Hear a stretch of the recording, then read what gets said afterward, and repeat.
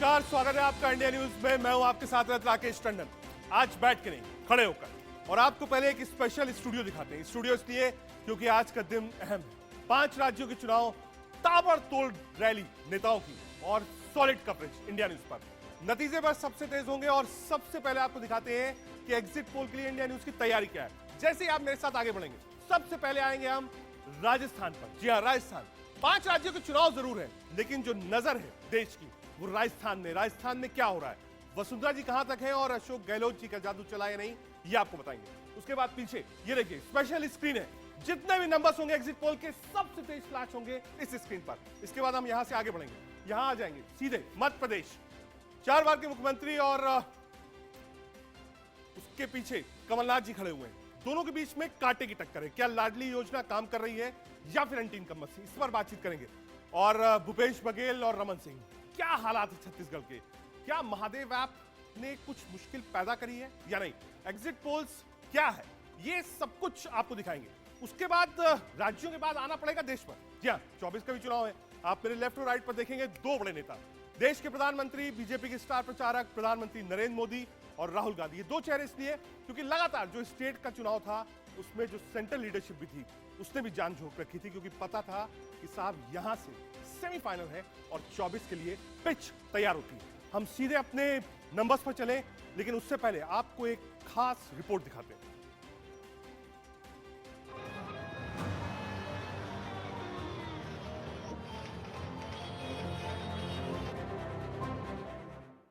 कौन होगा सेमीफाइनल का विनर? कांग्रेस के लूट के लाइसेंस की पूरी कहानी लाल डायरी में दर्ज है। अच्छा भला हमारे लड़के वहां पे वर्ल्ड कप जीत जाते, वो वहां पे पनौती हरवा दिया। रोते ही रहते हैं, लगता है आपने वो सलमान खान की पिक्चर देखी है तेरे नाम? उसमें सलमान खान शुरू से अंत तक रोते ही रहते हैं। मैं तो कहती हूँ मोदी जी के लिए भी पिक्चर बना देते हैं, उसका नाम रखेंगे मेरे नाम। कौन कुर्सी से गिरेगा, कौन सत्ता पर बैठेगा, किसके खाते में कितनी सीटें? तेलंगाना जीतेगी कांग्रेस। 5 साल पहले स्थिति दूसरी थी यहाँ पर, और इस बार बिल्कुल उल्टा हो गया। बहुमत वाली सरकार या होगा खेला? एक 5 साल में जितने पेपर लीक हुए हैं, राजस्थान के 1,40,00,000 युवाओं का जीवन एक गहलोत सरकार ने बर्बाद किया। बयानों के तीर या गारंटी से बनेगी तकदीर? इन कांग्रेसियों ने न आकाश छोड़ा, न समुद्र छोड़ा, न पाताल छोड़ा, न धरती छोड़ी। सब जगह भ्रष्टाचार ही भ्रष्टाचार किया। विकास पर वो या जाति धर्म पर चोट? जनता के दरबार में किसकी सरकार? काउंटिंग से पहले सबसे बड़ा एग्जिट पोल, सबसे बड़ा पैनल, सबसे सटीक विश्लेषण। चुनावी महासंग्राम पर महा एग्जिट पोल। इंडिया न्यूज पर देखिए लगातार पोल ऑफ एग्जिट पोल। आगे बढ़ते हैं। 5 राज्यों में विधानसभा चुनाव के लिए वोटिंग लगभग पूरी हो गई है। 3 दिसंबर को ईवीएम में बंद उम्मीदवारों के भाग का फैसला होगा, लेकिन इससे पहले आज हम आपको राजस्थान, मध्य प्रदेश, छत्तीसगढ़, तेलंगाना और मिजोरम के एग्जिट पोल भी दिखाएंगे, जिससे मोटा समझ में आ जाएगा कि किस राज्य में कौन सी पार्टी सरकार बनाने जा रही है। आप इंडिया न्यूज पर लगातार बने रहिए, क्योंकि सबसे सटीक एग्जिट पोल हम ही आपको दिखाएंगे। हमने 5 राज्यों के लगातार ग्राउंड रिपोर्ट्स और वोटरों की नब्ज टटोली है, जिनसे इन चुनाव की बारीकियां समझ में आए, आपको समझा पाए। लिहाजा आज हम अपने लिए नतीजों से पहले नतीजे लाए। एग्जिट पोल के जरिए आप जान पाएंगे कि जनता ने किस मूड से वोटिंग करी है, किस लिए बटन दबाया है। हमारे साथ देश के तमाम बड़े पत्रकार होंगे जो राज्यवार सटीक विश्लेषण कर बताएंगे, रीजनिंग के साथ, लॉजिस्टिक के साथ। एक बड़ी खबर आ रही है इस वक्त। तेलंगाना में वोटिंग खत्म होने के साथ 5 राज्यों का मतदान पूरा हो गया है। थोड़ी देर में इंडिया न्यूज पर सबसे सटीक एग्जिट पोल्स आप देखेंगे, पोल ऑफ एग्जिट पोल्स में दिखाएंगे 5 राज्यों में किसकी सरकार बनने जा रही है। सबसे सटीक अनुमान, मध्य प्रदेश में किसकी बनेगी सरकार। थोड़ी देर में देखिए राजस्थान में बदलेगा राज या बदलेगा रिवाज। पोल ऑफ एग्जिट पोल्स के देखिए छत्तीसगढ़ में किसकी सरकार, तेलंगाना किसका होगा, कौन होगा मिजोरम का किंग। यानी नतीजों से पहले जानिए आपके राज्य में किसकी सरकार बनेगी। एग्जिट पोल में जानिए जनता ने किस मूड से वोट किया और कौन जीत रहा है।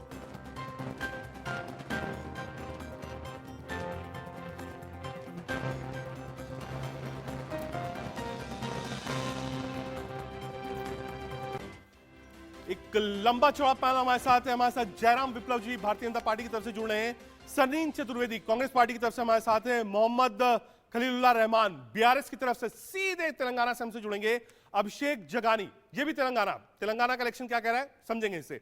साथ ही साथ हमारे साथ स्टूडियो में राहुल लाल जी पोलिटिकल एक्सपर्ट हमारे साथ हैं, Arvind Mohan sir consulting editor मेरे साथ हैं, राज बिहारी साहब सीनियर जर्नलिस्ट हमारे साथ हैं, प्रोफेसर प्रवेश चौधरी दलित चिंतक भी हमारे साथ हैं, साथ ही साथ हमारे साथ प्रोफेसर किरोड़ी सिंह राजस्थान को समझने के लिए जुड़ेंगे। सबसे पहले मैं शुरुआत करता हूं अरविंद मोहन सर आपसे, सीधे आपके पास आता हूं। ये जो 5 राज्य थे, इन 5 राज्यों में ठीक ठाक प्रचार हुआ। जो मैं समझ पाया ग्राउंड पर या मैंने लोगों से बात करी, तो जो पहला इशू था इन 5 राज्यों में, वो आप देखिए हर जगह करप्शन का इशू था पहला, और दूसरा जो बार बार कांग्रेस हो या बीजेपी पुश कर रही थी वो था ओबीसी इशू, और तीसरा लंबे चौड़े वादे यानी मैनिफेस्टो की लंबी छड़ी। आपकी राय? मेरे ख्याल से वायदे आखिर में आके जीते हैं। ये एक रेस रहता है हर चुनाव में कि क्या इशू आएंगे। मेरे ख्याल से वायदों वाला मसला जीता है, और ये कर्नाटक से शुरू हुआ। वायदे तो हर चुनाव में होते ही हैं, लेकिन वायदे सबसे प्रमुख हो जाए, मुझे लग रहा है कि इस चुनाव का स्पेशल है वो, और उसी से लोग जज करेंगे। ये दक्षिण के राज्यों में थोड़ा होता था, लेकिन हिंदी पट्टी में भी हो और उसी प्रोमिनेंस से हो या सबसे ऊपर हो जाए, ये पहली बार है। दूसरा ये मसला हुआ कि प्रधानमंत्री ने खुद अपने कंधे पे सारा बोझ लिया। तो प्रधानमंत्री के हिसाब से अगर आप देखेंगे तो अभी आज बीजेपी के पास 1 राज्य है, तो अगर 1 से 2 नहीं होता है तो प्रधानमंत्री का ग्राफ या उनका नंबर कटेगा, और अगर 1 से 2 कर लेते हैं, 3 कर लेते हैं तो उनका नंबर बढ़ेगा। ठीक है, राजबिहारी सर पर। राजबिहारी सर, जो अरविंद सर कह रहे हैं कि ये जो वादों की छड़ी थी ये कर्नाटक से शुरू हुई, कर्नाटक में विजय मिली कांग्रेस को, कर्नाटक के उसी फॉर्मूले को लेकर कांग्रेस आगे बढ़ी, बीजेपी ने भी ठीक ठाक वादे किए, और लगातार कंपटीशन था इस बात का कि बीजेपी और कांग्रेस में ज्यादा कौन दे रहा है जनता को। देखिए, जैसे अरविंद जी ने कहा कि ये चुनाव आखिर में आते आते विकास के मुद्दे को छोड़ के, रोजगार के मुद्दे को छोड़ के और भ्रष्टाचार के मुद्दे को छोड़ के मुफ्त की रेवड़ियां बांटने पर केंद्रित हो गया। ये एक बड़ा लोकतंत्र के लिए एक अच्छे संकेत नहीं है कि अगर आप वायदे पूरे कर पाए या ना कर पाए, क्योंकि जितना कर्ज अभी राज्यों पे है, जितना बोझ है, अगर सत्ता में आ भी गए तो जिस तरह से हमने देखा है जिन राज्यों में बिजली मुफ्त है, पानी यहाँ पे या जो भी जहाँ बांटा जा रहा है, वो विकास कार्यों पे असर पड़ता है, विकास कार्यों पे असर पड़ता है, शिक्षा पे, योजनाओं पे असर पड़ता है, स्वास्थ्य की योजनाओं पे असर पड़ता है, इंफ्रास्ट्रक्चर पर असर पड़ता है। तो इसका नुकसान जनता को ही उठाना पड़ता है। जनता को देखना पड़ेगा कि जिस तरह के लुभावने वायदे करके जो सरकारें बनाते हैं वो जनता का भला नहीं कर रहे होते हैं। क्योंकि अगर हम विकास पे वोट मांगते हैं या हम जनता के हम बेरोजगारी खत्म करने में वोट मांगे, महंगाई को रोकने में वोट मांगे, तो लगता है कि ये ज्यादा लॉन्ग रन में ये नहीं चल पाएगा। ठीक है, सीधे आपको ले चलते हैं। जी हाँ, राजस्थान की तरफ हमारे साथ 2 लोग और भी यहाँ पर मौजूद है, प्रवेश और राहुल। प्रवेश, आपसे शुरू करेंगे और राजस्थान के बारे में बात करने की कोशिश है। राजस्थान में 2 फैक्टर्स थे जो काम कर रहे थे, एक लोकल लीडरशिप, दूसरा प्रधानमंत्री नरेंद्र मोदी का चेहरा। आपने किसी चेहरे को आगे नहीं किया बीजेपी ने। आप कैसे देखते हैं जो स्टेट के इलेक्शंस होते हैं, क्या उस पर चेहरा इंपॉर्टेंट होता है? पहला। दूसरा, क्या प्रधानमंत्री नरेंद्र मोदी, जो अरविंद सर कह रहे थे, सारा दारोमदार उधर था कि साहब जो सेंटर की स्कीम्स हैं वर्सेस अशोक गहलोत की स्कीम्स राजस्थान में? नहीं, ऐसा नहीं है कि मुझे नहीं लगता ऐसा कि बीजेपी ने केवल मोदी जी को ही आगे किया था। राजस्थान के चुनाव में वसुंधरा राजे भी थी, एक दलित चेहरे के रूप में अर्जुन राम मेघवाल जी भी थे, इवन किरोड़ी लाल बैसला मीना भी थे, और शेखावत जी भी थे। तो ऐसा नहीं कहा जा सकता कि केवल एक ही पर्सनालिटी के बेसिस पर पूरा चुनाव हुआ। लोकल लीडरशिप भी वहाँ थी, और जहां तक मैं बीजेपी को समझ पाया हूं, बीजेपी के अंदर दोनों तरह की 2 स्तरीय लीडरशिप और बल्कि त्रिस्तरीय लीडरशिप होती है, इसमें लोकल, बिल्कुल लोकल लेवल, प्रांतीय स्तर और राष्ट्रीय स्तर, इन तीनों स्तर के जो लीडर होते हैं इनमें आपस में कोऑर्डिनेशन के साथ तमाम सारी चीजें तय होती है, तमाम सारा निर्णय लिए जाते हैं और चुनाव की स्ट्रैटेजी बनाई जाती है। प्रवेश कहने के नहीं साहब लीडरशिप थी। अगर राजस्थान की बात करें, क्योंकि सबकी नजर है, क्या वहां पर जो इंडिपेंडेंट्स हैं, एग्जिट पोल में बिल्कुल अभी बता देंगे, या छोटे दल है, बेनीवाल साहब की पार्टी है, बीएसपी है, पिछली बार 5 सीटें 6 सीटें मिली थी, क्या ये जो रिबल्स हैं, इंडिपेंडेंट्स हैं और छोटी पार्टी है, कहीं ऐसा तो नहीं राजस्थान को हंग असेंबली की तरफ झोंक दे? देखिए, आपकी इस संभावना को मैं इनकार नहीं कर रहा, क्योंकि देखिए राजस्थान के अलग अलग क्षेत्रों में मैंने काफ़ी भ्रमण किया, तो ये तो है कि वहाँ पे मुकाबला कांटे की टक्कर की स्थिति है। जो एक ये सिचुएशन होना चाहिए था कि इस समय जो वर्तमान में अशोक गहलोत मुख्यमंत्री है, उनके विरुद्ध एंटी इनकम्बेंसी फैक्टर नहीं मिल रहा उस रूप में, क्योंकि उनकी तमाम जो योजनाएं हैं वो योजनाएं जनता के बीच में चर्चा का विषय है। ऐसे स्थिति में जो दोनों, चाहे भारतीय जनता पार्टी की तरफ से बहुत सारे जो बागी खड़े हुए हैं या फिर कांग्रेस की तरफ से बागी खड़े हुए हैं, वो बागी बहुत ज्यादा ही खेल बनाने बिगाड़ने का काम वहां पे करेंगे और इसको लेके गंभीर रहने की जरूरत है। और उसमें विशेषकर जो बड़े बागी मैं देख रहा हूं, भारतीय जनता पार्टी की तरफ से बड़े बड़े बागी खड़े रहे और वो उनको मनाने के जिस रूप में प्रयास होने चाहिए थे उस रूप में प्रयास नहीं हुए। उदाहरण के लिए आप चित्तौड़गढ़ की सीट को ले लीजिए, आकिया जी जो है कि वो खड़े रहे और बहुत मजबूती के साथ खड़े रहे। तो इस तरह से कई सीटों पे जो है कि मामला जो है वो त्रिकोणीय संघर्ष में बदल गया है। तो आप ठीक है, रुक रहा हूं। हमारे साथ भारतीय जनता पार्टी के प्रवक्ता जयराम विप्लव जी भी जुड़ गए। जयराम जी, बहुत स्वागत है आपका और थोड़ी देर में आपको एग्जिट पोल सबसे सटीक दिखाएंगे। अगर बीजेपी की बात करें तो बीजेपी की अपेक्षाएं क्या है इन 5 राज्यों में? इस 5 राज्यों की बात करें तो स्थायी सरकार आपकी मध्य प्रदेश में, राजस्थान में आप लड़ाई लड़ रहे हैं, कांग्रेस की सरकार है, मध्य प्रदेश में आपकी सरकार है, तेलंगाना में रीजनल पार्टी बीआरएस की सरकार है, छत्तीसगढ़ में कांग्रेस पार्टी की सरकार है। तो टेक अवे क्या होगा बीजेपी का? अभी कुछ देर पहले प्रवेश और दूसरे लोग भी कह रहे थे कि साहब, अरविंद सर इस बात को कह रहे थे कि आपकी एक जगह सरकार है, अगर आप 1 या 2 स्टेट ले जाते हैं, सम्मानजनक जीत। देखिए, 3 राज्यों में तो पूर्ण रूप से सरकार बनती हुई स्पष्ट तौर पर सभी को दिखाई पड़ रही है और पूरा विश्वास है जिस प्रकार से एक एक बूथ से हमारे पास जानकारी आई है, उसके आधार पर हम ये कह सकते हैं कि राजस्थान में, छत्तीसगढ़ में, मध्य प्रदेश में कमल खिल रहा है, तेलंगाना में लोगों की अपेक्षाएं भारतीय जनता पार्टी और मोदी जी के साथ हैं और वहां पर एक मजबूत स्थिति के साथ भाजपा आपको उभरती हुई दिखाई पड़ेगी। ये चीजें आज लोग कह रहे हैं और नतीजों में ज्यादा दिन तो है नहीं, 2 दिन है और 2 दिन के बाद इसी चैनल पर हम रजत भाई आपको मिठाई खिलाएंगे। आज मैं सुन रहा था विश्लेषण, देखिए एक तरफ तो इनको बहुत अशोक गहलोत के योजनाओं की बातें ये कर रहे थे, दूसरी तरफ ये लोग कहने लगे कि बागियों के ऊपर इनको भरोसा है। अरे भाई, योजनाओं पे भरोसा है या बागियों पे भरोसा है, ये तो तय कर लीजिए। और योजनाओं की पोल तो आप सब पत्रकार भाइयों ने खोली जब आपने पूछा कि चिरंजीवी योजना के लाभार्थियों का सूची दे दीजिए। ना मुख्यमंत्री जी को वो सूची पता है, ना संख्या बता पा रहे, ना उनकी तेज तर्रार बहुत बड़े बड़े प्रवक्ताओं के मुंह से उस पर बोली निकल रही है। ओवरऑल एक बात आपसे जयराम जी, लोगों ने कहा, चाहे वो राजस्थान के लोग हो, चाहे वो मीडिया फ्रेटर्निटी हो, हर आदमी की एक राय थी, पार्टी आपकी है, स्ट्रेटजी आपकी है। लोगों ने इस बात को राजस्थान को लेकर कहा कि अगर आप वसुंधरा जी को चुनाव में आगे कर देते, प्रोजेक्ट कर देते, तो शायद इस बात की बहस ही नहीं होती कि कोई लड़ाई है। अगर अशोक गहलोत जी आज खड़े चुनाव लड़ रहे हैं तो शायद इसलिए कि वसुंधरा जी शायद थोड़ा साइडलाइन थी। ये एक आम राय है, इस पर आपकी राय क्या है? देखिए, रिजल्ट तय कर देगा। मैंने तो स्पष्ट तौर पर कहा सभी लोग आगे हैं ना, बिना आगे रहे पीछे रह करके थोड़ी लड़ाई लड़ रही थी भारतीय जनता पार्टी। भारतीय जनता पार्टी में वसुंधरा जी हो या हमारे जितने भी केंद्रीय मंत्री हो, कई सांसद लड़े, तो सभी ने फ्रंट पर ही रह करके लड़ाई लड़ी है और भ्रष्टाचार और अपराध के खिलाफ जो है। ठीक है, हमारे साथ प्रोफेसर किरोड़ी सिंह भी जुड़ रहे हैं सीधे राजस्थान से। राजस्थान की बात होगी, लेकिन एक कमेंट पहले आलोक सर आपसे। ये जो बात कह रहे थे जयराम जी, और बीजेपी ये कह रही कि नहीं साहब, हमने फेस आगे नहीं किया। जो स्टेट का इलेक्शन होता है, आपने इतने सारे इलेक्शन कवर करे, स्टेट इलेक्शंस में क्या स्टेट के लीडर को वोट पड़ता है या फिर सेंटर के लीडर को? स्टेट में अगर आप प्रोजेक्शन रखते हैं या इनडायरेक्टली प्रोजेक्शन देते हैं, तो क्या वोटरों को लगता है यहां साहब मुख्यमंत्री हमारा ये होगा, वोट देना है? आलोक सर। देखिए, मेरा अनुभव तो यह है कि इंदिरा गांधी के ज़माने से ऐसा आवश्यक नहीं है कि मुख्यमंत्री पेश किया जाए। मोदी जी तक में, नेहरू एरा तो हमने देखा नहीं, तब तो फिर भी मोहनलाल सुखाड़िया ने 18 साल 17 साल राज किया था। ये संभव है, लेकिन दोनों का कॉम्बिनेशन ज़रूरी होता है। कभी इंदिरा गांधी के नाम पे वोट मिलता था ना, कई लोग ऐसे आए जिनको कुछ भी नहीं था। उसी तरह जनता पार्टी के समय में कई लोग ऐसे आए जिनका कुछ नहीं था। अभी आपने जो कहा, राजस्थान में भी वसुंधरा जी, योगी आदित्यनाथ, आप तो गंगा किनारे वाले हैं, योगी आदित्यनाथ जी का नाम आप तो इतना अच्छा कवर करते रहे राजनीति को, किसने सोचा था? मतलब हम दिल्ली में बैठे हुए कल्पना नहीं कर रहे थे कि योगी आदित्यनाथ चीफ मिनिस्टर हो जाएंगे। तो ये स्थिति जो है, ये पार्टियां का अपनी स्ट्रेटेजी भी कह सकते हैं। कई जगह नाम बताए, कांग्रेस पहले नहीं, आप देखिए अमरिंदर सिंह जी के लिए था कांग्रेस में कि नहीं था, पहले राहुल गांधी ने कह दिया हाँ ये मुख्यमंत्री होंगे।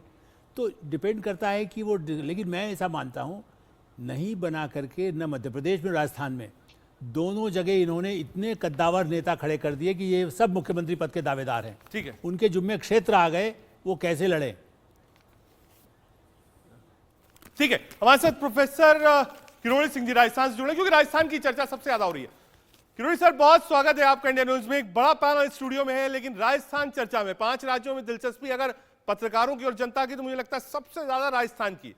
अब तो वोटिंग हो चुकी, आपके हिसाब से अभी कुछ ही देर में बिल्कुल सटीक आंकड़े हम आपको दे देंगे एग्जिट पोल के, लेकिन आपने जो बातचीत करी, जो एक एनालिसिस है, जो ट्रेंड है, मूड है, राजस्थान में क्या हो रहा है?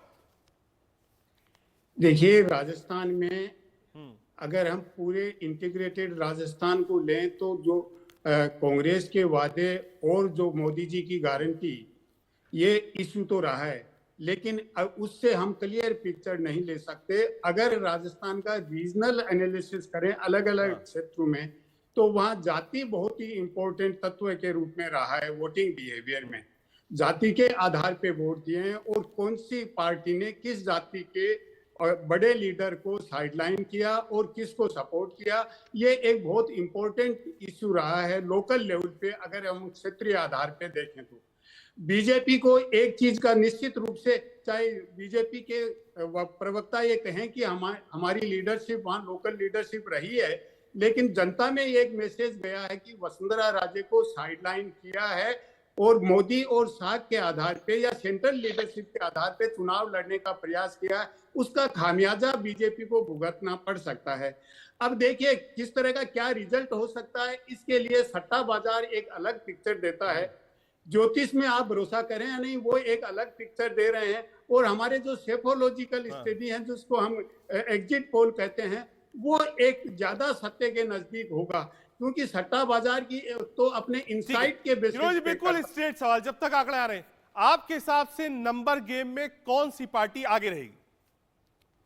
देखिए, एग्जैक्ट कहना तो बड़ा मुश्किल है, लेकिन मुझे नहीं लगता कि क्लियर मेजोरिटी किसी पार्टी की आ पाएगी, क्योंकि अगर हंग असेंबली होती है तो उसकी डिपेंडेंस तो निर्दलीय और दूसरे छोटे दल के जो कैंडिडेट जीतेंगे उन पे निर्भर रह जाता है। और इसीलिए दोनों ही राजनीतिक दल, कांग्रेस और बीजेपी, मैं इसी पर बातचीत कर रहा था। एक मिनट, सीधे स्टूडियो चलते हैं। अरविंद सर, देखिए वही बात जो हम कह रहे थे कि क्या हंग की तरफ राजस्थान जा रहा है, और जिस बात की हम चर्चा कर रहे थे, हाँ दावे अपनी तरफ होंगे, कांग्रेस भाजपा दोनों करेगी, 3 तारीख तक करेगी, सुबह 12 बजे तक, लेकिन क्या हंग की तरफ है? छोटी पार्टीज, बेनीवाल, बीएसपी, रिबल्स, क्या राजस्थान हंग की तरफ है? देखिए, राजस्थान में बीजेपी को बहुत साफ एज था और बहुत साफ लग रहा था कि चुनाव जीत रहे हैं। वो अभी खत्म, आप उसको मत मानिए। इस लड़ाई की स्ट्रेटजी बदली है, कांग्रेस ने इम्प्रूव किया है, ये दोनों चीज़ें हुई हैं, और उसे स्ट्रेटजी बदलने से रिवेल कई आए हैं बीजेपी से, तो इन सब चीज़ों का फर्क पड़ा है, लेकिन इससे अभी सारी स्थिति बदल गई हो ऐसा। आ रहा हूं, हमारे साथ मोहम्मद रहमान साहब है, बीआरएस की तरफ से जुड़े, सीधा उनके पास चलेंगे। रहमान साहब, क्या आपको मेरी आवाज मिल रही है? जी जी जी जी, आ रही है आपकी आवाज। ठीक है रहमान साहब, 10 साल जब से तेलंगाना बना, केसीआर साहब, पहले टीआरएस, उसके बाद अब बीआरएस, भारतीय राष्ट्रीय जी, लेकिन इस बार क्या पंप अप था इलेक्शन? लोग ये कह रहे हैं बिल्कुल कांटे की टक्कर है आप में और कांग्रेस के बीच में। फैक्चुअल क्या है? चुनाव सामने था, का 2 वे फाइट है बीजेपी और केसीआर साहब के बीच में? नहीं, देखिए यहाँ पे हमारे यहाँ जो चुनाव है, हमारी जो मुकाबला था वो है कांग्रेस के साथ था, और बीजेपी कहीं भी मैदान में नहीं। बीजेपी मैं समझता हूँ 1-2 सीट पे मैक्सिमम निपट जाएगी यहाँ पे। और रहा कांग्रेस का, कांग्रेस ने हाइप बहुत ज्यादा क्रिएट कर ली, और कांग्रेस में जब से चुनाव की अनाउंसमेंट हुआ, जब से नोटिफिकेशन आया, उसके बाद से कांग्रेस पार्टी में खुद टिकट के बंटवारे के लिए, टिकटों के लिए दुनिया के लड़ाई झगड़े शुरू हो गए, एक दूसरे पे इल्जाम शुरू हो गए, तो पार्टी उसी में वो लगी रही समझिए। और जनता के जो मुद्दे होते हैं उनके बारे में तो बिल्कुल वो लोगों ने बात नहीं किया। फिर बाद में चुनाव के दौरान उन्होंने बड़े बड़े डिक्लेरेशन जारी किए।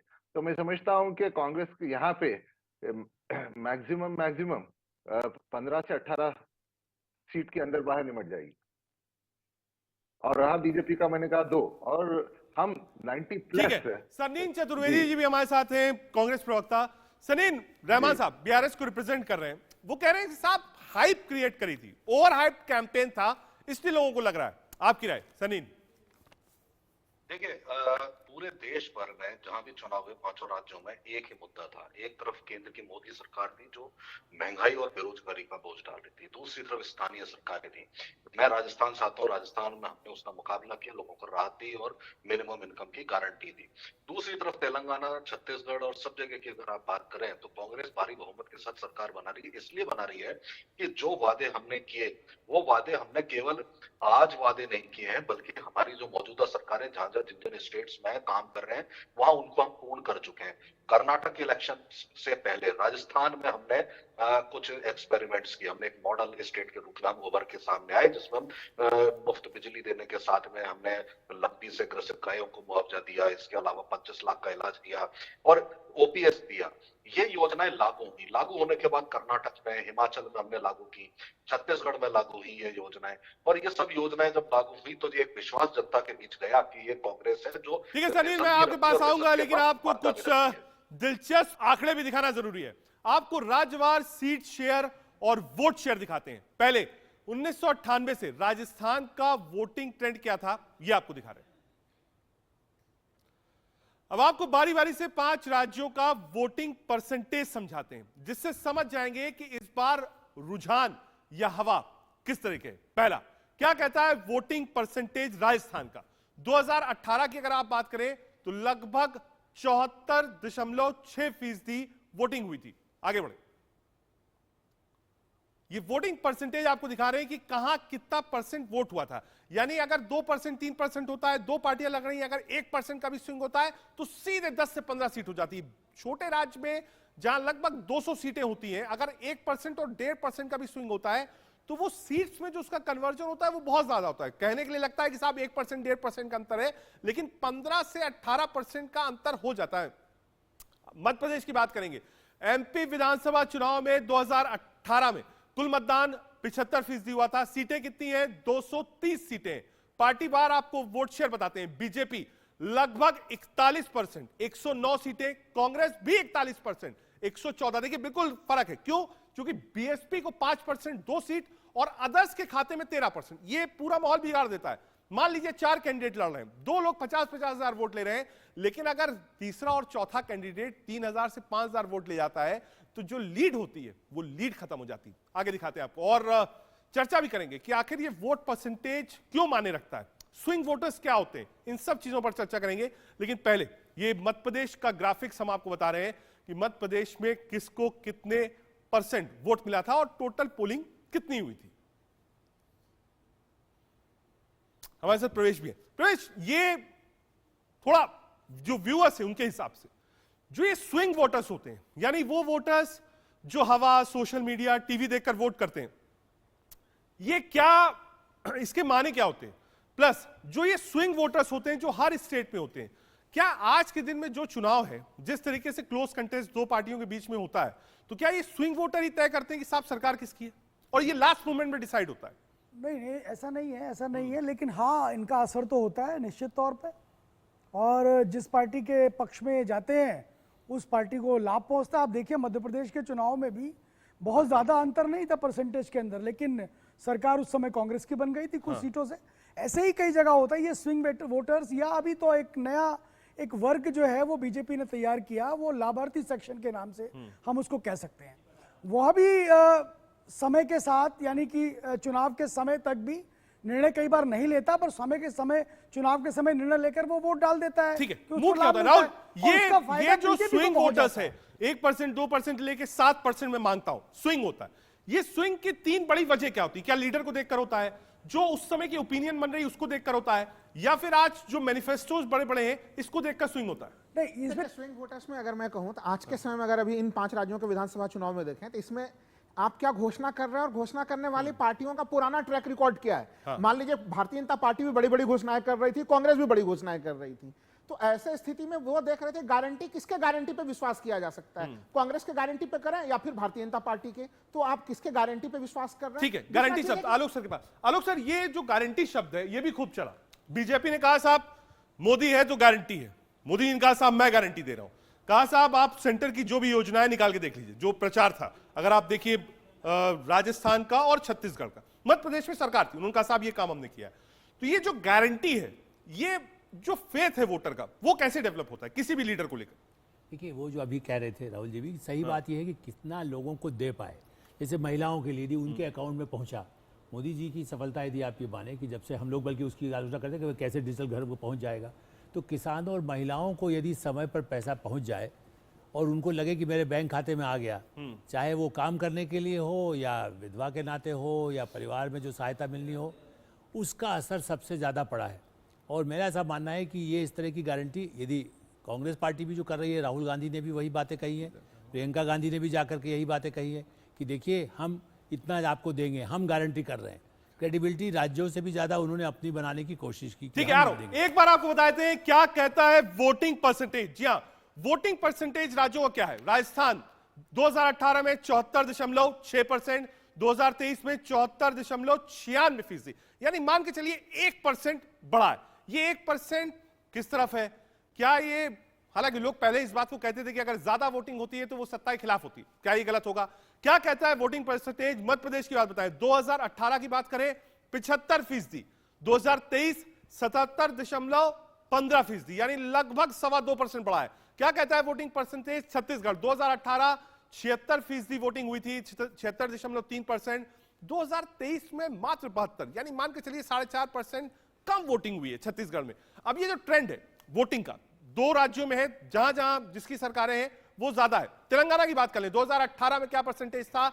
2018 में 76.3% था। 2023 के आंकड़े के लिए थोड़ा इंतजार करना पड़ेगा, लगभग 60% वोटिंग हुई है 4 बजे तक, फाइनल आंकड़े कुछ ही देर में आएंगे। क्या कहता है मिजोरम में? 2018 में वोटिंग 81% थी, 2023 में कम हुई है, लगभग 77.4%। एक बार राज बिहारी सर को जोड़ेंगे। राज बिहारी सर, ये जो पहले था, ये मैं अब नहीं मानता इसको, पहले अभी आप आगे बढ़ते थे, वोटिंग ज्यादा होती थी तो लोग कहते हैं साहब ये सरकार के खिलाफ वाली वोटिंग है। क्या अभी भी वही फॉर्मूला है कि वोटिंग परसेंटेज बढ़ रहा है यानी वो सरकार के खिलाफ जा रहा है?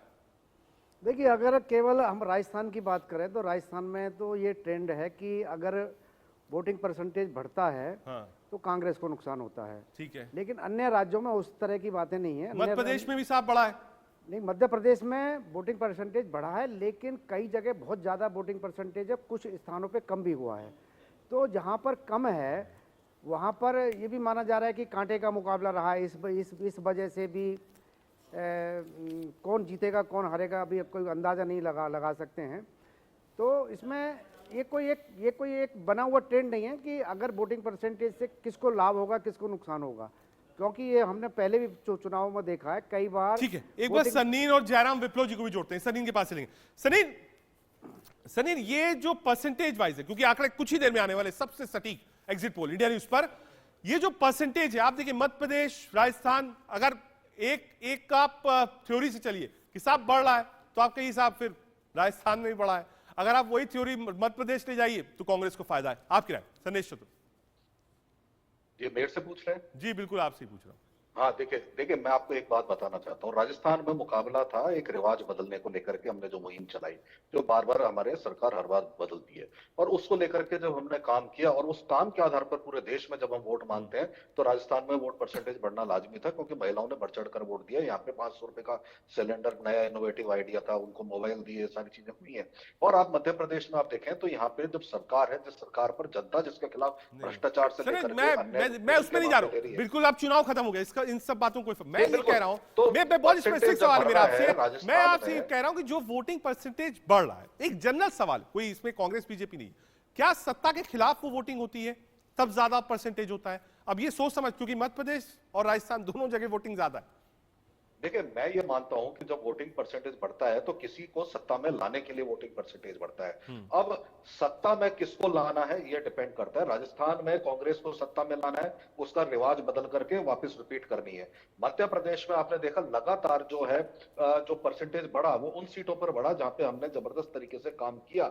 और छत्तीसगढ़ में जब घटा है तो आप ये देखेंगे वहां हमारी सरकार है, कोई एंटी इनकम्बेंसी नहीं। आपने पहले देखा राजस्थान की सरकार के खिलाफ कोई एंटी इनकम्बेंसी नहीं है, लेकिन मध्य प्रदेश की सरकार के खिलाफ है। तेलंगाना में एंटी इनकम्बेंसी है, इस तरह से मध्य प्रदेश में एंटी इनकम्बेंसी है। तो ये एंटी इनकम्बेंसी के विरुद्ध वोट डाला जो दूसरे दल हैं, जो दूसरे दल वादा कर रहे हैं अब, और उन्होंने अपना विजन दिया आगे बढ़ाने ठीक के है, लिए। एक बार जयराम जी को जोड़ लें। जयराम जी, सरनेश जी कह रहे हैं ये एंटी इनकम्बेंसी वाला वोट है, सरकार हटाने और सरकार बनाने वाला, समझना पड़ेगा आपको। जयराम जी देखिए, मुझे स्पष्ट तौर पर दिखाई पड़ता है कि बढ़े हुए मत प्रतिशत का भाजपा को बहुत बड़ा फायदा है, चाहे वो राजस्थान हो, मध्य प्रदेश हो या और कहीं पर। कारण मैं बताता हूँ, वोटिंग परसेंटेज बढ़ता कब है? जब एक सक्षम नेतृत्व, जब जनता में विश्वास पैदा करता है और उसका कार्यकर्ता जब पोलिंग बूथ पर जाकर जागरूकता फैलाकर लोगों को बूथ तक चुनाव के मतदान के दिन लेकर जाता है। भारतीय जनता पार्टी के पास बूथ अध्यक्ष से लेकर पन्ना प्रमुख तक की प्रणाली है। जिस प्रकार भाजपा चुनाव लड़ती है, अपने समर्थकों को, अपने समर्थन में जो वोटर्स हैं उनको निकाल करके पोलिंग बूथ तक ले जाती है। इसलिए जिस प्रकार से ये दिखाई पड़ रहा है, साफ तौर पर भारतीय जनता पार्टी को इसका बड़ा फायदा होगा। ठीक है, एक बार और कांग्रेस के प्रवक्ता जिन मुद्दों की बात कर रहे थे, एक लाइन कह दूं, बेरोजगारी की दर राजस्थान में पूरे भारत में सबसे ज्यादा है और महिला अत्याचार और बाकी विषयों को क्या गिनाऊं, चुनाव खत्म हो गया, जनता जवाब दे चुकी है। अब इससे आगे निकालिए, एक बार प्रोफेसर साहब को जोड़ें। प्रोफेसर साहब, क्या आप इससे सहमत हैं कि अगर वोटिंग ज्यादा है तो उसका फायदा बीजेपी को होता है? क्या ये लॉजिक? इसमें एक चीज और समझने की जरूरत है। हर 5 साल बाद चुनाव होते हैं और 5 साल बाद जब चुनाव होते हैं तो उसमें बहुत सारे लोग नए भी शामिल होते हैं। और जो नए लोग शामिल होते हैं वो बहुत ज्यादा मतलब अग्रेसिवली जो है वो पार्टिसिपेट करते हैं किसी भी इलेक्शन में। यह भी एक इशू होता है। सहमत है आप? नए वोटर से राजस्थान के बारे में, राजस्थान के बहुत ज्यादा वोटिंग का क्या क्या कारण है? अगर मैं राजस्थान या मध्य प्रदेश, देखिए जहां पे कि दोनों पार्टियां, वहां पे मान लीजिए कि एग्रेसिव कैंपेन कांग्रेस की तरफ से भी रहा और भारतीय जनता पार्टी की तरफ से भी रहा, तो बूथ पे लोग कांग्रेस के कार्यकर्ता भी ले गए, भारतीय जनता पार्टी के भी कार्यकर्ता ले गए। और जो नए वोटर्स होते हैं उनमें काफी ज्यादा उत्साह था इस चुनाव में अपने उनके मुद्दों को लेके। तो ये सब कई कारक होते हैं मिलकर, इसमें आप सीधे सीधे हम लोग नहीं कर सकते कि वोटिंग प्रतिशत बढ़ा और किसी एक्स पार्टी को लाभ हो गया। ये किसी मामले का बहुत, ये पुराने समय में हम लोग ऐसा विश्लेषण कर सकते थे, लेकिन आज अगर हम लोग देखें तो इसके पक्ष और विपक्ष दोनों संदर्भ में बहुत सारे उदाहरण हम लोगों को मिल जाते हैं। ठीक है, इसलिए वोटिंग एक बार अरविंद सर के पास चले। आ रहा हूं अरविंद सर, ये जो तेलंगाना है बड़ा दिलचस्प चुनाव, राजबिहारी आ रहा हूं, इसमें जो बीआरएस पार्टी है, जो फॉर्मेशन के बाद से ही केसीआर साहब उसका क्रेडिट मिला, 10 साल सरकार रही। हालांकि जहां तक मुझे याद है ये चुनाव लोकसभा के साथ होता था, लेकिन क्योंकि एक बार प्रीपोन कराया गया इसलिए पहले हो जाता, वरना लोकसभा के साथ होता है। क्या इस बार कांटे की टक्कर आपको दिखती है? बीआरएस तो मना करी साहब नहीं है, लेकिन जो कैंपेन था कांग्रेस पार्टी का, जिस तरीके से तेलंगाना में चला, क्या ये साउथ का एक स्टेट जो कि ट्रेडिशनली कांग्रेस स्टेट माना जाता था, आप देखिए यूपीए 2 में भी वाईएसआर साहब थे, सारे एमपीज कांग्रेस पार्टी को मिले जिसने मदद करी थी, क्या ये स्टेट कुछ पलटा है पहले से? नहीं, बीआरएस के लिए काफ़ी मुश्किल है इस बार, और सरकार 10 साल रहने के बाद काफ़ी नाराजगी है। नया राज्य बनने का सारा क्रेडिट उनको मिला, उनकी जीत में उसका योगदान है। उन्होंने संगठन अच्छा बनाया है, कई योजनाएं अच्छी बनाई हैं, लेकिन करप्शन के चार्जेस बहुत ज़्यादा हैं, फिर झूठ बोलने के झूठे वायदों का आरोप बहुत ज़्यादा है, और इन सब के वजह से इस बार वो डिस्क्रेडिटेड है पार्टी। अब ये जरूर है कि बीजेपी और ने शुरुआत की थी, उन पे हमले की, और बीजेपी ने काफ़ी अच्छी शुरुआत की थी, लेकिन किन वजहों से बीजेपी फिर पिछड़ गई और कांग्रेस आगे आ गई वो लंबी चर्चा का है, लेकिन कांग्रेस अच्छे से मुकाबले में आ गई है, और ट्रायंगुलर होगा भी तो भी बीआरएस पीछे होगी। ठीक है, एक बार बीआरएस प्रवक्ता रहमान साहब अगर हमारे साथ हो, एक बार उनके पास चलते। रहमान साहब, क्या सोचा था आपने कि ये बिल्कुल इतना दिलचस्प मुकाबला होगा? क्योंकि जो टैली है, अभी तो आपने आपको टैली दिखाई, एक बार फिर से आपको दिखाते हैं, स्क्रीन की टैली मीटर आपको दिखाते हैं, एक बार अपने व्यूअर्स के लिए एक बार टैली डालेंगे और बताएंगे कि साहब कहां किस राज्य में कितनी सीटें हैं, और अभी 0-0 है। बहुत जल्द सबसे तेज नतीजे आपको एग्जिट पोल के माध्यम से हम आपको दिखाएंगे। रहमान साहब, क्या कांग्रेस कर्नाटक के बाद से जो मेहनत करी, ये देखिए, ये टाली मीटर है, आप देख सकते हैं। इसमें हम सिलसिलेवार तरीके से आपको बताएंगे कि करके किसके खाते में कितनी सीट जाती हुई दिख रही है। ये एग्जिट पोल है, नतीजे 3 तारीख को सबसे तेज इंडिया न्यूज पर। रहमान साहब, ये जो चुनाव था बड़ा दिलचस्प चुनाव रहा। कर्नाटक के बाद से देखिए जो पैनल है वो भी इस बात को कह रहा है कि नहीं साहब, कांग्रेस ने मेहनत करी। और एक जो बड़ा फैक्टर है, वो बड़ा फैक्टर ये है कि साहब अब की जो जनता थी, क्या एक एंटी इनकम्बेंसी वहां काम कर रही है, इसीलिए कांग्रेस का कैंपेन आप जो कह रहे हैं हाइप्ड है, वो दिख रहा था। देखिए, जहां तक मेहनत करने का ताल्लुक है, जितने भी राजनीतिक पार्टीज होती है वो चुनाव में मेहनत करती है, मगर फैसला जो होता है वो जनता का फैसला होता है। और जनता को पता है कि 10 साल की जो एंटी इनकम्बेंसी की बात चल रही है वो हमारे यहाँ बिल्कुल ही नहीं है, इसलिए कि 10 साल में यानी 9.5 साल में हमने यहाँ पे जो कर दिया और तेलंगाना को एक ऐसा राज्य बनाया, एक मॉडल स्टेट बना दिया सारे हिंदुस्तान में हमने। और यहाँ पे जो जिस तरीके की खुशहाली हर एक के लिए, जहां तक किसान की बात कर लीजिए आप, आईटी सेक्टर की बात कर लीजिए आप, और पिछड़े हुए तबके की बात कर लीजिए, माइनॉरिटीज की बात कर लीजिए, पूरा एक इंक्लूसिव ग्रोथ ये 9.5 साल में हमने तेलंगाना में देखी है। और गुड गवर्नेंस, एंड उससे ऊपर अगर आप चढ़ के देखेंगे तो लॉ एंड ऑर्डर जो सिचुएशन है हमारे यहाँ, और किसी तरीके का यहाँ पे जिस तरीके से बीजेपी हमेशा, हालांकि हमारे यहाँ जो जीएचएमसी के जो चुनाव हुए थे लोकल बॉडीज में, उसने उन्हें कोशिश की थी कि पोलराइज करे और मजहब के नाम पे यहाँ पे लोगों को डिवाइड किए, मगर उसमें वो सफल नहीं हो पाई। और अब की बार बीजेपी तो बहुत ही पीछे चलेगी। मैं समझता हूँ जैसा इससे पहले मैंने कहा कि 1-2 सीट पे वो शायद निमट जाएगी। और रहा कांग्रेस का, कांग्रेस वरिष्ठ पत्रकार अजीत मंडोला जी भी जुड़े हैं। अजीत जी के पास चलेंगे, बाद राजस्थान समझेंगे। अजीत जी, 2 चीजें समझना चाहूंगा, 2 फेस हैं अगर हम रखते हैं, वसुंधरा राजे और अशोक गहलोत। अगर ये 2 फेसेस हम सामने रखते हैं और दोनों फेस को कंपेयर करेंगे आप, 3 पॉइंट्स दोनों के लिए। अजीत मंडोला जी। देखो भाई, राजस्थान की अभी तक की जो राजनीति हुई है, 2 लोगों के इर्द गिर्द घूमी है, एक मुख्यमंत्री अशोक गहलोत और दूसरे बीजेपी में वसुंधरा राजे। और इस बार की जो लड़ाई है वो लड़ाई इसी बात की है कि क्या कोई बदलाव आने जा रहा है राजस्थान में, और उसमें देखना होगा। अभी मुकाबला बहुत दिलचस्प हो गया, बहुत नज़दीकी हो गया है। कांग्रेस ने इतनी सारी योजनाएं चलाई हैं यहाँ पे, अगर उसके बावजूद भी अगर कांग्रेस हारती है तो बड़ा हैरानी वाला मामला होगा। लेकिन बीजेपी ने जो कैंपेन चलाया, वो बीजेपी ने कैंपेन कोई ऐसे योजनाओं या कुछ जनता को कोई अलग से देने की बात नहीं की। उन्होंने ध्रुवीकरण की राजनीति पे बहुत फोकस करा बीजेपी ने, बीजेपी के सभी नेताओं ने। और उस हिसाब से बीजेपी ने भी एक पहले तय कर लिया था कि वसुंधरा राजे इस बार चेहरा नहीं होंगी, और उन्होंने उनको घोषित भी नहीं करा कि ये मुख्यमंत्री का चेहरा होंगी।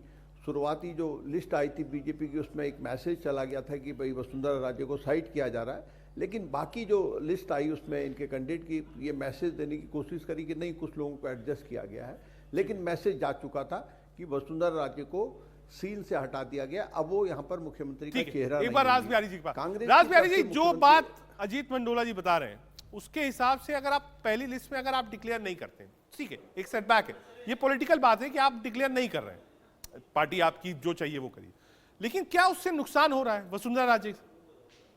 नहीं, देखिए, इसमें सबसे बड़ी बात यह है कि जो टिकट का बंटवारा हुआ उसमें वसुंधरा राजे को पूरा सम्मान दिया गया, 60 से ज़्यादा उनके समर्थकों को टिकट मिला है।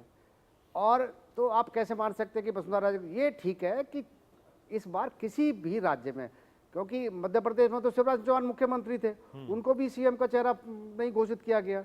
तो अब ये बीजेपी की अपनी रणनीति है कि किसी को चेहरा ना घोषित किया जाए और चुनाव सब मिलजुल के लड़ें, इसीलिए बड़े बड़े नेताओं को मैदान में उतारा गया है। और इसका कतई मतलब ये नहीं है कि वसुंधरा राजे को साइडलाइन किया गया। वसुंधरा राजे ने पूरी तरह से प्रचार किया है, बीजेपी के लिए जगह जगह वोट मांगी है, अपने इलाके में भी खूब काम किया है, दूसरे लोगों के भी लिए वोट मांगने गई हैं। और ये कोई तय नहीं है कि अभी अगला मुख्यमंत्री कौन होगा, ये तो जब सरकार बनने की अवसर आएगा तब देखा जाएगा कि कौन मुख्यमंत्री बनता है। और जैसा आलोक जी ने कहा कि ये उत्तर प्रदेश में जिस तरह से महंत योगी जी को बनाया, तो हो सकता है कोई नया चेहरा भी राजस्थान में आए, मतलब क्योंकि भारतीय जनता पार्टी में ये परंपरा रही है कि एक लंबे समय तक राज्य में काम करने के बाद में आपको राष्ट्रव्यापी रोक रहा हूं, इस वक्त की एक बड़ी खबर आ रही, सीधा उसका रुख कर लेते हैं। तेलंगाना से इस वक्त की बड़ी खबर क्या है? तेलंगाना से इस वक्त की बड़ी खबर है, तेलंगाना में करीब 64% वोटिंग हुई है। जी हां, 64% वोटिंग हुई है तेलंगाना में। इस वक्त की बड़ी खबर आपको बता दें, 64% वोटिंग तेलंगाना में। आलोक सर के पास। आलोक सर, ये जो वोटिंग है 64%, पिछली बार भी लगभग 62% थी, बहुत ज्यादा अंतर आप नहीं मान सकते। वोटिंग ट्रेंड तेलंगाना की बात करें, क्या कहता है? और तेलंगाना आपके हिसाब से इस स्टेट में क्या होने जा रहा है? इश्यूज क्या रहे? देखिए, मुझे लगता है कि जिससे वहाँ पर भी जो सब्सिडी देने की बात है, कांग्रेस पार्टी ने क्या कह दिया कि हम 15,000 देंगे, हम इससे ज़्यादा किसानों को भी ये फ़ायदा देंगे। तो बीआरएस और इनके लिए मुकाबला निश्चित रूप से दोनों के बीच है। बीजेपी का जो लक्ष्य है, जो हम समझ पा रहे हैं, प्रधानमंत्री नरेंद्र मोदी, अमित शाह जो किए, उनकी कोशिश लोकसभा के लिए कितना वोट बढ़ता है। और इसलिए आप देखिए, अभी जो आपने बात कही दूसरे राज्यों के मुकाबले में, इसलिए यहाँ कम है कि वहाँ वैसा संगठन उतना नहीं है। राजस्थान, मध्य प्रदेश, छत्तीसगढ़ में उन्होंने बूथ वाइज जो काम किया है, मुझे इस बात पे डाउट है कि वही स्थिति तेलंगाना में। तेलंगाना प्रभाव बढ़ाया है, पहले से महिलाओं का वोट जरूर मोदी जी के नाम पर मिलेगा, लेकिन वहाँ भी प्रियंका गांधी, राहुल गांधी ने बीआरएस के लिए बड़ी चुनौती खड़ी कर दी, और इसलिए वहाँ कांटे का मुकाबला उन दोनों के बीच है। ये कोई नहीं कह सकता है कि वो सीधा कोई एक पार्टी जीतने वाली है। ये एक इंपॉर्टेंट पॉइंट आपने कहा है कि साहब वोटिंग परसेंटेज और निगाहें क्योंकि सबकी 24 पर भी होगी। राहुल, आपसे शुरू करूंगा। ये जो इलेक्शंस है, इसमें आप देखिए, आदमी इसलिए भी ताकत झोंका है कि यहां से जिसको स्टार्ट मिलेगा, 2 सीट 3 राज्य ले जाता है, एक एक्स्ट्रा राज्य कोई भी पार्टी को मिले, voting percentage, number of MLA, तो वो यहां से एक क्विक स्टार्ट लेगा, क्योंकि अब 3 तारीख को रिजल्ट है, 4 तारीख को पार्लियामेंट होगा, न्यू ईयर आ जाएगा और बिल्कुल नया साल और नया चुनाव।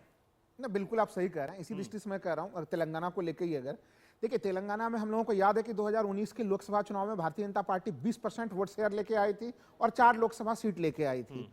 तो सोच के देखिए कि विपक्ष की भूमिका में अगर वहां पे चुनाव लड़ते हुए मुख्य प्रतिस्पर्धी की भूमिका में किसे होना चाहिए था? भाजपा को होना चाहिए था। लेकिन कांग्रेस ने अपने सही रणनीति के आधार पर वहां पे काम किया है। तो हम लोग एक तरह से, मैं ये मानता हूं कि आपको दिखेगा कि तेलंगाना के लोकसभा चुनाव में भी भारतीय जनता पार्टी आपको नुकसान में दिखेगी और कांग्रेस आपको लाभ में दिखेगी, क्योंकि ये जो पूरा का पूरा विधानसभा का चुनाव है, ये अब विधानसभा और लोकसभा के चुनाव के बीच में अब कोई अंतर नहीं बचा हुआ है। यही कारण है कि हर तरफ हम लोग कांटे का मुकाबला देख रहे हैं, और कांग्रेस भी, जो कि बिल्कुल जिसके संगठन में या तमाम तरह की चीजें निष्क्रियता की लेकर कई हम लोग आलोचनाएं करते थे, आज उस प्रकार की कोई आलोचना के बिंदु खोजने में मुश्किल चीज हो रहा है। और मैं एक चीज और लास्ट कहूंगा, देखिए, चाहे राजस्थान का चुनाव हो, चाहे छत्तीसगढ़, कोई भी जगह हो, जब कोई राष्ट्रीय पार्टी क्षेत्रीय नेतृत्व को उभारती है और उसके साथ मिलकर चलती है, तो उसके शानदार परिणाम होते हैं। ये हम लोगों को कर्नाटक में भी दिखा था, हम लोग उस समय हम लोगों ने देखा, भारतीय जनता पार्टी वहां पे भी चुकी थी, और वही गड़बड़ी उसने इन विधानसभा चुनाव में भी की है। इसका नुकसान भी होगा उन्हें। ठीक है, तो चाह रहा हूं एक बार सीधे जयराम विप्लव जी के पास चलते हैं। जयराम जी, ये क्या एक स्टार्ट होगी? हालांकि थ्योरी ये भी साहब, पिछली बार मध्य प्रदेश, राजस्थान, छत्तीसगढ़, तीनों राज्य कांग्रेस के खाते में आए थे, लेकिन लोकसभा में सीटें सारी बीजेपी को मिली थी। तो क्या इसको कंपेयर करना ठीक है पॉलिटिकली, या फिर राजनीतिक दल को लगता है कि साहब चुनाव होता है, लड़िए? क्या यहां से एक रास्ता निकलता है 24 का? बीजेपी को भी कॉन्फिडेंस मिलेगा अगर वो यहां से 2 राज्य 3 राज्य लेके जाती है। अगर कांग्रेस 2 से 3 राज्य ले जाती है, कहेगी साहब ऑपोजिशन हमें आइए, अलायंस को भी मैसेज जाएगा। जयराम। रजत जी, सबसे पहले तो तेलंगाना के रिजल्ट्स का इंतजार करेंगे तो राहुल लाल जी का पूरा परसेप्शन, पूरी थ्योरी बदल जाएगी। इंतजार करिए। दूसरी बात कि लोकसभा और विधानसभा एक स्पष्ट रूप से जनता इतनी जागरूक हो चुकी है, पढ़े लिखे लोग हैं समाज में, वो मुद्दों को जानते हैं कि विधानसभा का चुनाव किन मुद्दों पर किसके लिए क्यों हो रहा है और लोकसभा का क्यों हो रहा है। आपने स्वयं उदाहरणों से स्पष्ट कर दिया। अरे छत्तीसगढ़ का उदाहरण लीजिए, पिछले बार क्या स्थिति थी वहां विधानसभा चुनाव में, और लोकसभा चुनाव में पूरी तरह से साफ कांग्रेस पार्टी, राजस्थान में पूरी तरह से साफ। तो लोकसभा के चुनाव को इसका वो बताने की आवश्यकता नहीं है। लोकसभा के चुनाव में तो पहले भी स्पष्ट, आगे भी स्पष्ट है, कहीं कोई चुनौती नहीं है। और इन 5 राज्यों के चुनाव के रिजल्ट अभी आने दीजिए। 2018 नहीं है ये 2023 है। और जिस प्रकार से आज राजस्थान, मध्य प्रदेश और छत्तीसगढ़ में एक बूथ पर कार्यकर्ताओं से हम लोगों ने बातचीत की है, साफ तौर पर कमल की आंधी है। 3 तारीख को भगवा ही लहराएगा। और तेलंगाना में भी अरविंद सर को एक बार जोड़ लेते हैं। अरविंद सर, बीजेपी, जयराम जी कह रहे हैं बिल्कुल आंधी है कमल की। ये जो राज्यों के चुनाव हैं, इसका असर शैडो 24 वाले चुनाव पर क्यों? ये राज्य के चुनाव है, वो लोकसभा का चुनाव? नहीं, चुनाव का असर तो लोकसभा पे पड़ेगा ही पड़ेगा। हाँ। एक फर्क दिखाई देता है कि मोदी जी के नाम पे उनका ग्राफ सबसे ऊपर है। हाँ। तो अगर कांग्रेस जीतती है या दूसरी पार्टी भी जीतती है तो भी बीजेपी को एज रहेगा लोकसभा चुनाव में। लेकिन अगर बीजेपी हारती है तो जो एज है अभी या जो लीड अभी बीजेपी की दिखाई देती है मोदी जी के चलते, वो कम होगी निश्चित रूप से। और दूसरा ये है कि जो इशूज़ जिस तरह से बीजेपी ने चुने हैं इस चुनाव में, वो इशूज फिर बदलने पड़ेंगे और उन इशूज का चलना न चलना यहाँ दिखाई दे प्लान ऑफ एक्शन चेंज हो। ठीक है, एक बार आलोक सर को जोड़। आलोक सर, मध्य प्रदेश के बारे में बताइए। मध्य प्रदेश स्टेट मूड क्या था लोगों का, किस चीज पर वोटिंग हुई? मैनिफेस्टो बीजेपी कांग्रेस दोनों के बहुत लंबे चौड़े थे, वही सेम चीज। शिवराज सिंह चौहान को पूर्णतः आगे नहीं किया, पहले जो लिस्ट आई उसमें उनका नाम भी नहीं था, डिक्लेयर नहीं किया। कांग्रेस ने कमलनाथ जी को डिक्लेयर किया, तब वो चुनाव लड़े।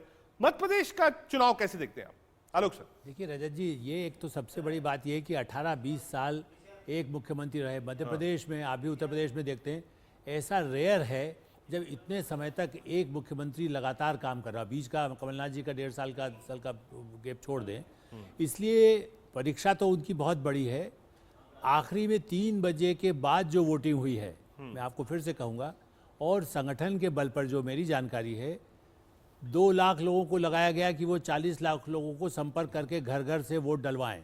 हाँ। जो अभी भाजपा के प्रवक्ता कह रहे थे। सीधे रोकूंगा आपको, एक बड़ी चीज आपकी स्क्रीन पर रखते हैं। 5 राज्यों में एग्जिट पोल का पहला आंकड़ा सामने आया है। माई एग्जिट के एग्जिट पोल में बड़ा दावा, छत्तीसगढ़ में कांग्रेस की सरकार बन रही है। छत्तीसगढ़ में कांग्रेस को 40 से 50 सीटें मिल सकती हैं, बीजेपी को 36 से 46 सीटें। बड़ा आंकड़ा है 40 से 50 सीट का।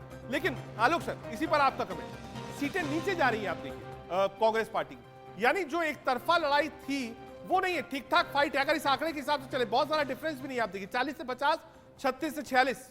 रजत जी, आपने देखा अपनी चर्चाओं में पिछले महीने भर से जो हम चर्चा कर रहे थे, छत्तीसगढ़ में जो आदिवासी इलाका है, अभी डिटेल्स आएगी और अभी तो कुछ नतीजा नहीं है, वो तो हम 3 तारीख को बात करेंगे।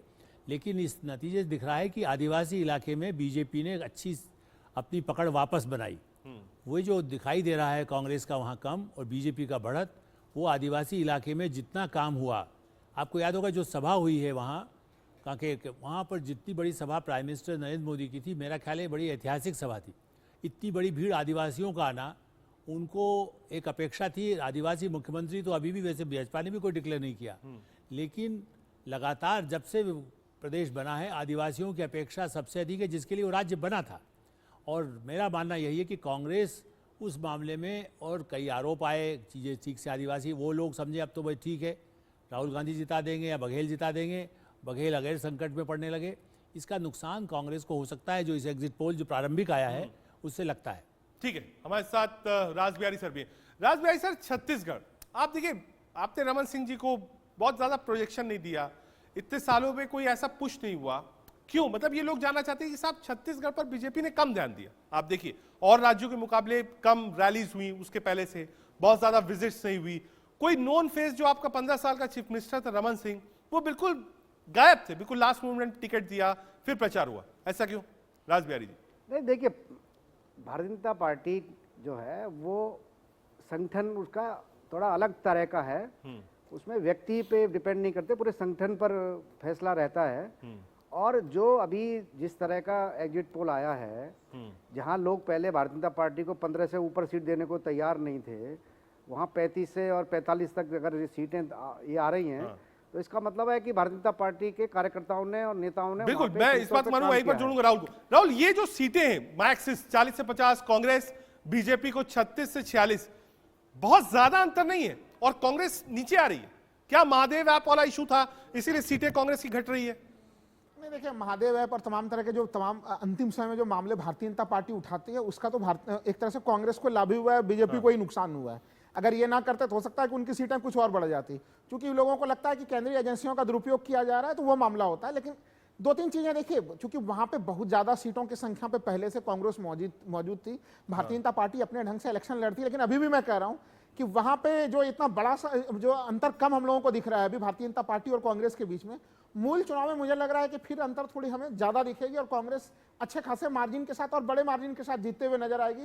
क्योंकि आदिवासी वोटों को लेकर जो बार बार चीजें कही जाती है, देखिए जो घटनाएं मध्य प्रदेश में घटी, जिस प्रकार से हमारे देश में जो है कि आदिवासी पहली महिला राष्ट्रपति बनाई गई और उनके साथ कई तरह की चीजें हुई, संसद भवन के उद्घाटन तक में उनको नहीं बुलाया गया, कई यानी बहुत लंबी लिस्ट है। तो आदिवासी वो तो फिर तो आप बयान में जाएंगे, ठीक है। एक बार प्रोफेसर साहब, ये जो आंकड़ा है छत्तीसगढ़ वाला, ये बहुत खराब आंकड़ा बीजेपी के लिए नहीं, कांग्रेस को सोचना पड़ेगा साहब इतनी सीटें घट क्यों रही हैं, क्योंकि पॉपुलर चीफ मिनिस्टर है भूपेश बघेल। मैं पहले भी मैंने कहा ना कि जो जिनको लाभ मिला है, लाभार्थी सेक्शन एक बड़ा सेक्शन है, वो स्विंग करता है, वो वोट डालता है। और दूसरी चीज़, छत्तीसगढ़ में लगभग 31% जनजातीय समाज की आबादी है और भारतीय जनता पार्टी का जनजातीय समाज में बहुत अच्छा काम है। मुझे जो लगता है ये जो सीटों को आप दिखा रहे हैं, इसमें सबसे ज़्यादा उसको लाभ मिला होगा जनजातीय क्षेत्रों के अंदर, जहां पर उसका ज्यादा बड़ा है। दावा आपका मैं बिल्कुल नहीं कहूंगा, क्योंकि माई एक्सिस का पोल है, हम 3 तारीख को जो रिजल्ट आएगा, ठीक है, उसके बाद कंफर्म बातचीत होगी। लेकिन फिलहाल तो कांग्रेस की सरकार जो पहला आंकड़ा है छत्तीसगढ़ में बन रही है, लेकिन बीजेपी बिल्कुल नेक टू नेक चल रही है। नहीं, ऐसा निश्चित तौर पे होने वाला था। देखिए मैंने पहले भी कहा था कि देखिए कोई भी आप सर्वे ले लीजिए, चैनलों के तमाम तरह के सर्वे हम लोग देखते हैं, हम किसी को नकार नहीं रहे, लेकिन इनका जो मेथोडोलॉजी है उसमें क्या है, 100-200 लोगों से बातचीत होती है। हम तो हर बूथ पर बातचीत कर रहे हैं ना। चुनाव के मतदान होते ही शाम होते होते हमको हर बूथ का एक ओवरऑल डाटा आ जाता है कि यहाँ पर क्या क्या हुआ। तो उस आधार पर हम निश्चित रूप से कह रहे हैं भारतीय जनता पार्टी छत्तीसगढ़ में पूर्ण बहुमत की एक मजबूत सरकार बनाने जा रही है। आपके इस सर्वे के आंकड़े भी उसी दिशा में संकेत कर रहे हैं। ठीक है, एक बार सीधे चलेंगे अरविंद सर के पास। अरविंद सर, छत्तीसगढ़ में 5 साल कांग्रेस का था, ठीक है, एंटी इनकम्बेंसी होगी।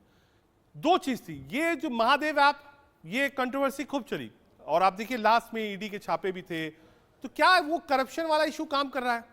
बीजेपी बढ़ रही है ठीक ठाक और कांग्रेस नीचे जा रही है, भले ही सत्ता के करीब है।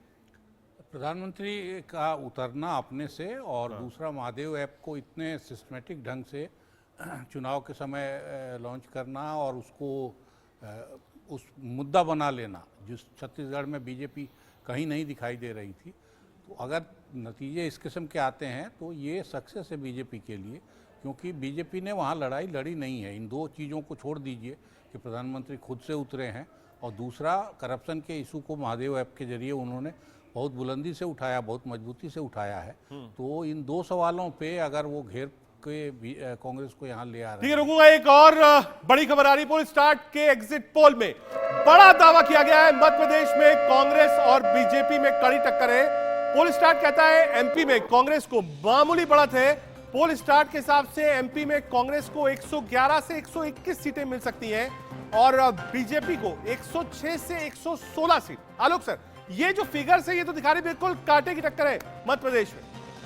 बिल्कुल, पहले भी हम आप यही बात कर रहे थे कि मध्य प्रदेश में इतनी कांटे की टक्कर है, और इसीलिए जो हमारी सूचना है कि दोनों पार्टियां उन लोगों से संपर्क करने में लगी है जो इधर से उधर कुछ खिसक सकता है। वो समाजवादी हो सकता है कि बीएसपी हो सकता है कि इंडिपेंडेंट हो सकता है या रिबेल हो सकता है। ये तैयारी बड़े ऐसे पर्दे में, ये बात अलग है रजत जी कि कमलनाथ जी 5 दिन के लिए दुबई जाकर बैठ गए थे। कांग्रेस पार्टी के कुछ नेताओं को इस बात का कष्ट था कि जिस समय यहाँ रणनीति बनाने की ज़रूरत थी, जब कांटे का मुकाबला हो, वो जाकर के दुबई बैठ गए। तो वो अलग बात है, उनको लगता है कि नहीं सरकार बन रही है, वो निश्चित अपना वो बोले सीईओ की तरह से उन्होंने काम किया है, वो अलग तरह के राजनेता हैं, और दिग्विजय सिंह ज़मीनी देखते हैं। तो इसलिए मुझे ऐसा लगता है कि कांटे की टक्कर आप नतीजे में भी 3 तारीख को भी आप देखेंगे। ठीक है, इश्यूज क्या लाडली बहन योजना काम कर रही थी? क्या एंटी इनकम्बेंसी थी शिवराज के पास? क्या जो सरकार कांग्रेस की थी उसके बाद तोड़ी गई, बीजेपी ने सरकार बनाई, ज्योतिरादित्य सिंधिया गए, क्या वो सिंपैथी वोट है कमलनाथ जी के पास? बिल्कुल, मेरा ऐसा मानना है कि लाडली योजना और लगातार शिवराज सिंह से शिकायत पार्टी के लोगों की ये थी कि वो मिलते नहीं थे, ज़्यादातर वो हर इलाके में घूमते थे, और इसलिए वो जो इम्प्लीमेंटेशन है किसानों में और महिलाओं में, और फिर प्रधानमंत्री नरेंद्र मोदी की सभाओं में जो महिलाओं का वोट वहाँ बढ़ा है, जब मैं पहले भी कह रहा था महिलाओं जो वोट का परसेंटेज बढ़ा है, वहाँ पर महिलाओं का ही फायदा बीजेपी को मिल सकता है। एक तो धार्मिक है, आप उज्जैन महाकाल की नगरी जैसे वाराणसी है, उसी तरह से वहाँ के परिसर बनने के बाद मैं तो उस इलाके का हूँ, इसलिए कह सकता हूँ कि महिलाओं में अच्छा, जो नीचे के लोगों से शिकायत है, मैंने आपको पहले शायद अपने प्रोग्राम में भी कहा था, उज्जैन में ही जो शिवराज का खास आदमी था, 4 बार जीता, उसको हटा दिया। ऐसे उम्मीदवार बदले गए, लेकिन लोगों को लगता है चलिए मोदी जी के नाम पर वोट देंगे, हमारा कैंडिडेट कोई भी होगा। ये जो वोट का अंतर है, इसलिए ये कांटे की टक्कर आ गई, वरना बीजेपी के लिए ज़्यादा मुश्किल तो थी, क्योंकि लोग चाहते हैं अरे कोई चेंज इस बार करके देखिए। ठीक है, राज बिहारी सर को जोड़ेंगे। राज बिहारी जी, ये जो कांटे की टक्कर दिख रही है मध्य प्रदेश में, क्योंकि पहले तो लोग कह रहे थे कांग्रेस का क्लीन स्वीप है, कांग्रेस 130 140, ऐसा दिख नहीं रहा इस अनुमान के अनुसार से।